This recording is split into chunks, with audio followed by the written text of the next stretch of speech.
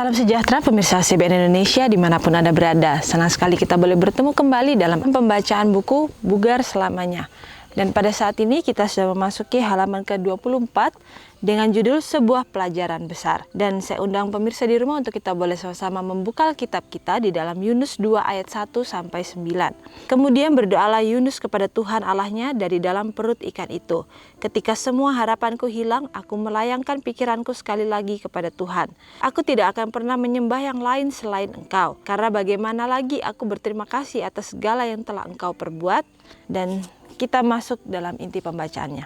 Hampir pukul 8.30 ketika Merlin mengajak saya berjalan-jalan ke pinggiran pantai bersamanya. Saya sudah berencana untuk jalan dengan teman saya yang lain, seperti yang selalu saya lakukan dengan setia setiap pagi. Jadi saya sudah berencana untuk menolaknya ketika teman berjalan saya menelpon dan berkata bahwa ia tidak dapat datang. Merlin panggilku, aku akan bergabung denganmu. Itulah sebabnya saya berada di pantai ketika hal ini terjadi. Ini adalah pertama kalinya saya melihat yang seperti itu dalam 3 tahun lamanya sejak saya tinggal di pinggir pantai. Tepat melewati pemecah gelombang, sekitar 100 kaki jauhnya, sekelompok ikan paus menyemburkan air, meliuk-liuk, menerobos, dan menabrak air. Lihat di sana, wow, luar biasa, kami berteriak satu sama yang lainnya lagi. Dan lagi ketika melihat paus-paus itu terbang ke udara, mengepakkan ekornya dan menghilang di bawah permukaan air. Kami sangat bersemangat. Kemudian saya memikirkan cerita tentang Yunus. Saya membayangkan diri saya yang terkubur di dalam perut ikan melalui perjalanan roller coaster internal saat ia terjun ke dasar lautan lalu naik ke permukaan dan menyelam lagi. Saya akan berteriak kepada Tuhan, keluarkan aku dari sini. Namun bukan itu yang Yunus doakan. Sebaliknya, dia menyadari bahwa ini adalah cara Tuhan untuk menyelamatkan dirinya dari kematian. Dan di sana, di tengah-tengah makanan yang sudah setengah dicerna, Yunus mengucap syukur kepada Tuhan. Kemudian dia berjanji dia akan melakukan apa yang Tuhan ingin untuk dia lakukan. Bagaimana di sini dikatakan bahwa penulis itu mendapatkan suatu peristiwa ketika akhirnya ia harus pergi ke pantai dan melihat ada beberapa ekor ikan paus yang akhirnya menyemburkan air, meliuk-liuk, bahkan ada beberapa dari mereka yang terbang dan akhirnya mengepakkan ekornya. Jadi bagaimana di sini dikatakan penulis itu teringat akan peristiwa dari Yunus. Bagaimana Yunus yang akhirnya sudah ada dalam beberapa hari di dalam perut ikan, mungkin ketika ia merasakan seekor ikan itu juga ikut terbang, di sanalah juga ia merasakan suatu perubahan yang ada dalam kondisinya pada saat itu. Jadi bagaimana di sini dikatakan ketika penulis tersebut yang memposisikan dirinya berada dalam kondisi Yunus pada saat itu, tentu saja ia akan berteriak bahwa Tuhan tolong keluarkan saya, karena itulah yang biasa kita lakukan. Ketika kita mengalami kesulitan, kita seringkali meminta Tuhan untuk mengeluarkan kita dari kesulitan tersebut. Tetapi kita lupa bahwa mungkin ketika kita berada dalam kesulitan tersebut, itu adalah cara Tuhan untuk menyelamatkan kita. Sama seperti Yunus yang dikatakan, itu adalah cara Tuhan menyelamatkannya dari kematian. Mungkin bukan hanya kematian secara jasmani saja, tetapi bagaimana itu adalah juga kematian secara rohani.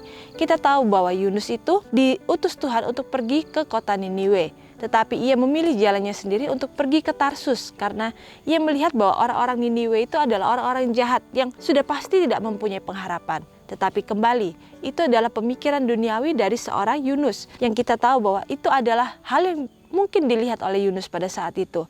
Tetapi kita perlu ingat bahwa Tuhan itu adalah Alfa dan Omega. Ia yang mengetahui dari awal hingga akhirnya. Tuhan sudah mengetahui bahwa kota itu sebenarnya mempunyai pengharapan. Tetapi seringkali orang-orang yang diutus oleh Tuhan untuk pergi ke kota itu merasa bahwa kota itu sudah tidak mempunyai pengharapan lagi.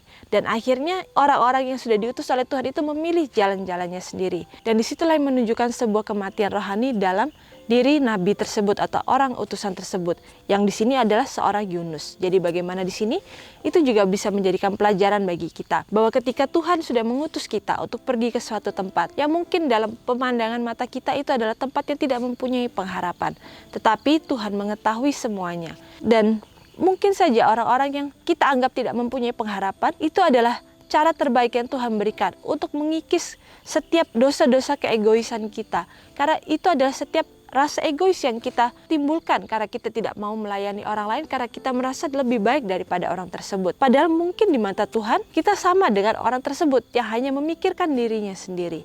Jadi bagaimana di sini kita perlu ingat dari jalan-jalan yang sudah diambil oleh seorang Yunus. Bagaimana ketika ketidakpenurutan itu tetap ia lakukan, tetapi Tuhan masih mengasihinya dan kasih itu melebihi dari segalanya.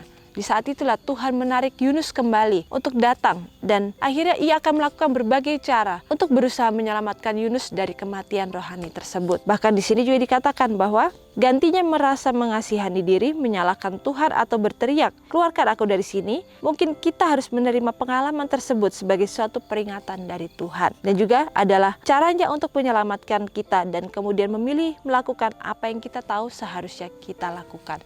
Jadi bagaimana di sini? Begitu indah firman Tuhan mengatakan kepada kita, mengingatkan kembali kepada kita bahwa ketika kita sudah melihat jalan-jalan Tuhan, hendaklah kita melakukannya seperti apa yang Tuhan sudah rencanakan, Tuhan sudah beritahukan kepada kita. Janganlah kita mengambil jalan-jalan kita sendiri, sama seperti Yunus dan sama seperti bangsa Israel yang berusaha untuk mengikuti pemikiran-pemikiran hati mereka, jalan-jalan mereka sendiri, yang membuat mereka akhirnya harus ditarik oleh Tuhan, mungkin secara paksa sama seperti Yunus, yang akhirnya harus berada dalam perut ikan selama beberapa hari. Dan di sini juga dikatakan bahwa Anda berada di rumah sakit setelah operasi bypass. Bangun dan ganti pola hidupmu. Celanamu terlalu ketat. Bangun, perhatikan apa yang kamu makan dan berolahragalah. Batuk terus-menerus.